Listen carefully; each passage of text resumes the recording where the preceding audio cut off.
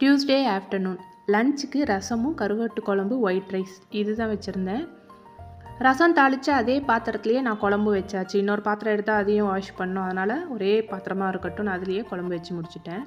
நான் எப்படி வச்சுருந்தேன்னா, எண்ணெய் ஊற்றி கடுகு உளுத்தம்பருப்பு தாளிச்சிட்டு, சீரகம் வெந்தயம் தாளிச்சிட்டு, வெங்காயம் தக்காளி கத்திரிக்காய் முருங்கைக்காய் கருவேப்பிலை கொஞ்சம் இஞ்சி பூண்டு பேஸ்ட் எல்லாத்தையும் சேர்த்து நல்லா வதக்கிட்டு, கழுவி வச்சுருக்க கருவாடியும் சேர்த்து நல்லா வதக்கிட்டு, மஞ்சத்தூள் குழம்பு மிளகாய்த்தூள் கம்மியாக சேர்த்துக்கணும், உப்பு எல்லாமே சேர்த்து கொஞ்சம் புளி கரைச்சி ஊற்றி தண்ணி ஊற்றி கொதிக்க விட்டோன்னா குழம்பு ரெடி.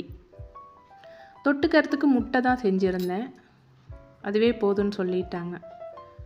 விநாயகர் சதுர்த்திக்கு செஞ்சுருந்த அந்த பூரணம் அப்படியே இருந்தது. சரி, ஈவினிங் பசங்களுக்கு கொழுக்கட்டையாக செஞ்சு கொடுத்துடலான்னு கொழுக்கட்டை தான் செஞ்சு கொடுத்துருந்தேன்.